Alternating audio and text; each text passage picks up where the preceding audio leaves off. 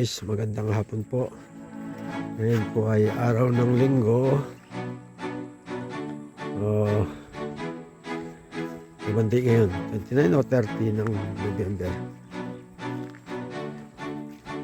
November 30 kasi Bonifacio Day. Ngayon po ay pakakainin ko naman yung aking mga alagang isda. Sasako yung kanilang kain. Dapat mamayang alas 4 kung sila makakainin.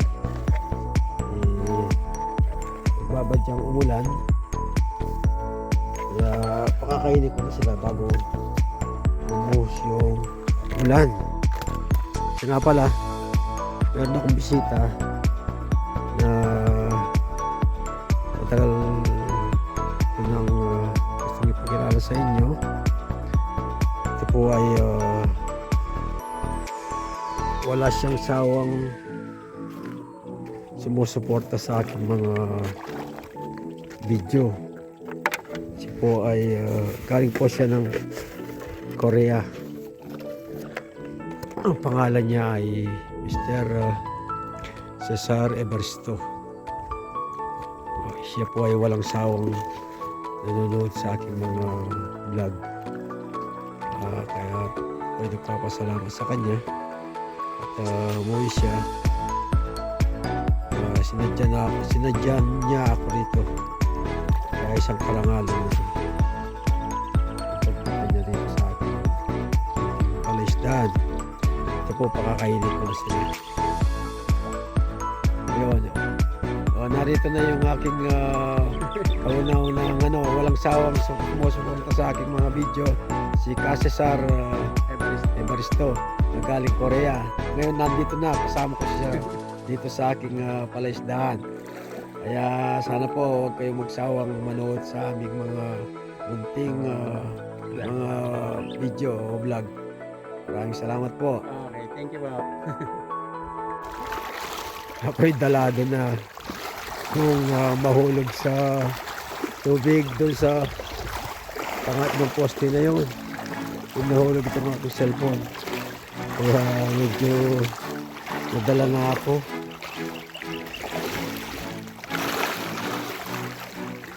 Sino po, gutom na sila yan sila, yung mga maalon na yan. Yung isda yan, pagutom na rito.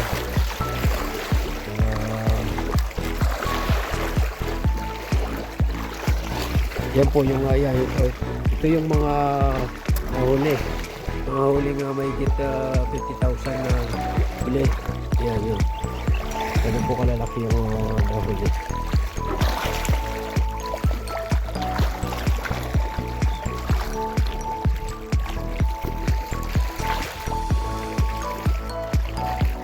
Ikot tayo. Mali yung mali yung pagkaka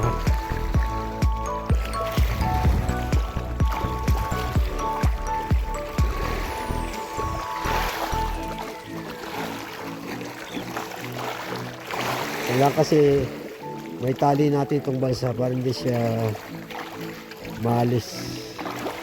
Kasi kung maalis siya, kakagulo talaga. Itong nagutom talaga. Dali na lang. Matali natin itong ating bangka. Ang ating balsa. Wait lang. Okay.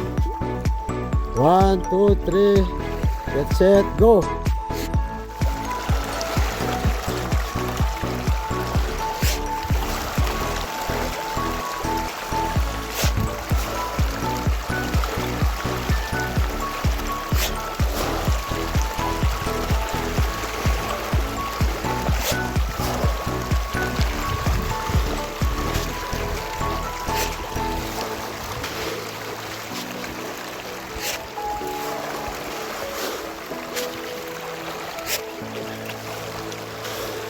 Malakas na po sila. Malakas na kumain ngayon. Isang sako. Isang bigayan lang. Kaya bali, 2 sako ang kinakain nila araw-araw.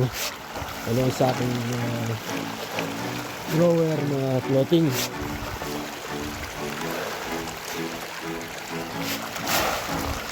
Yan po sila. Yung mga malalaki na, yun po yung mga naunang 20,000. Magpo 4 months na po sila. Pwede nang harbasan.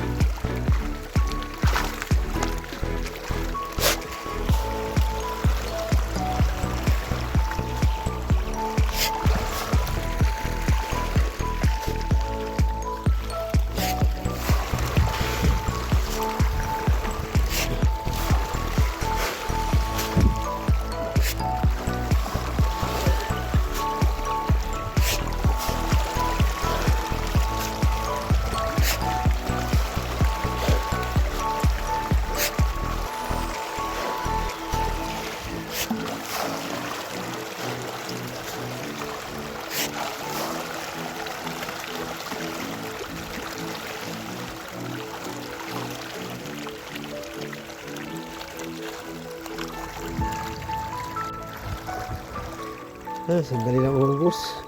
Yung isang sako. Yan o. Kunti na lang.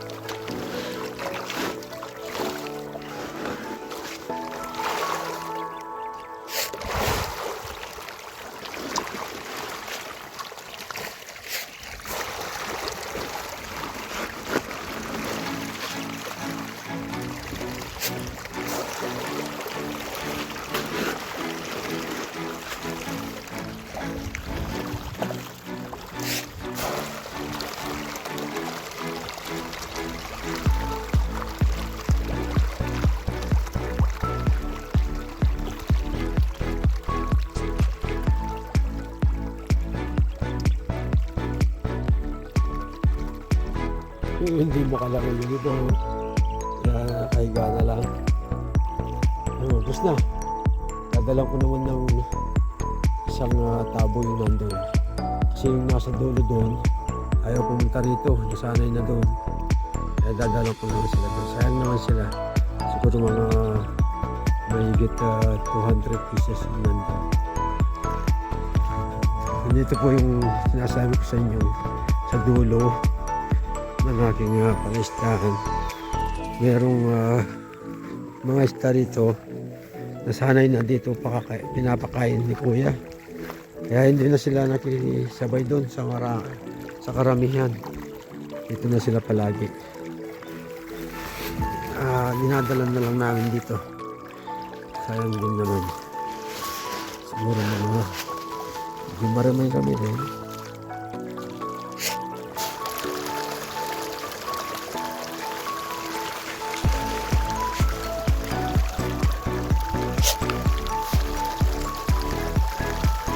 Pero walang ganong malaki dito. Parang yung mga huling fingerlings na binili ko dito napunta yun. Diba? Alis kasi laki ng mga tumingin ko ng video kanina.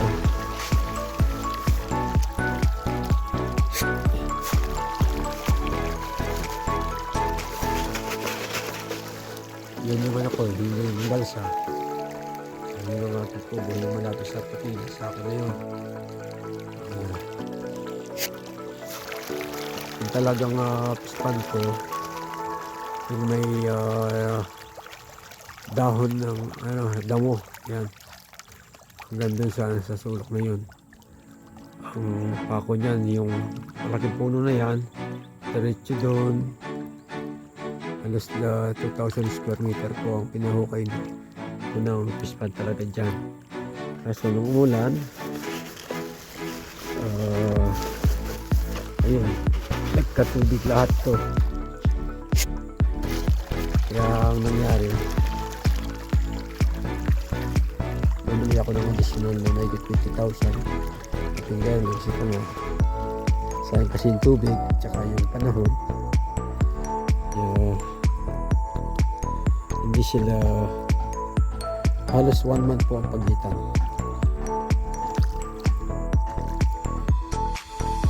Kaya pagdating ng February, ito mawawala yung tubig nito.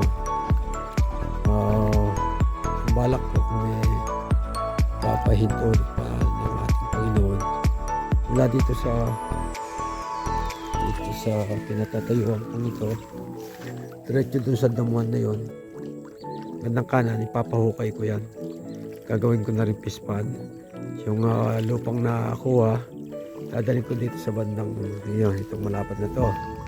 Gayon din yung sa tabi ng pader na yon, malapit doon sa aking irrigation na yon, malapit sa aking balsa. Papunta rin sa aking patubig na yun, yung may damo. Ipahukay ko rin yung gagawin ko na rin fish pond. Para yung lupa doon, dadalhin ko rin dito para medyo tumaas at makapagtanim ng gulay o mais. Kaya kasabuhan ko ng palay. Ayan, namingito yung mga nito. Ayan sila. Hindi pa, malilit pa lang.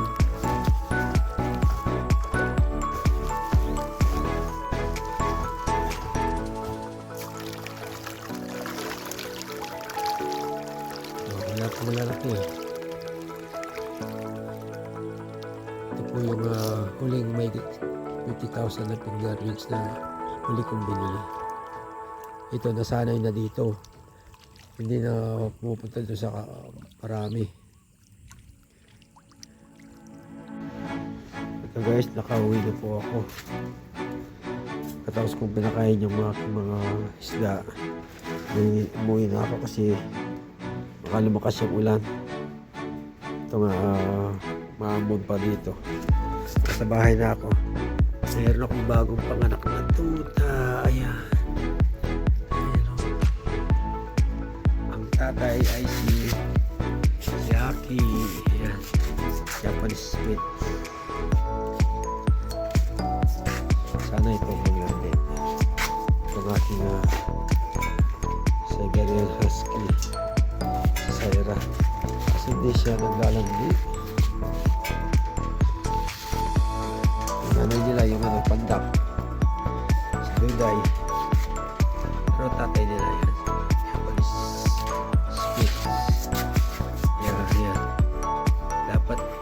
Sila anim ay 7 kasi namatay yung 2.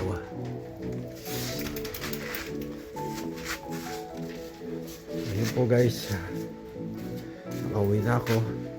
Nakalipas na naman ng buong maghapon. Salamat sa ating Panginoon at nakaraos na naman po yung maghapon natin. Palain nawa tayo ng kung may kapal. Muli po, maraming salamat sa inyong panonood. So, lingkod sa Bikyakabog, Farmer Senior Citizen na Pampanga sa mga talong. Nagtanim din ako ng talong dito para hindi na ako kukuha ng talong sa bukid. Ayan sila.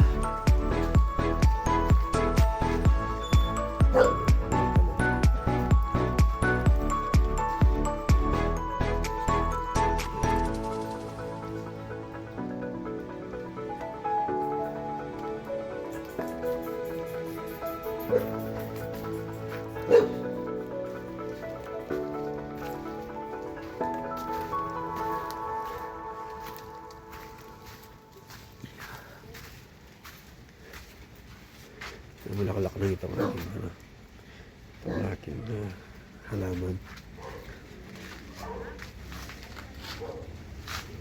Sige po, muli maraming salamat po sa inyong panonood. Ingat po tayo. Bye bye. God bless.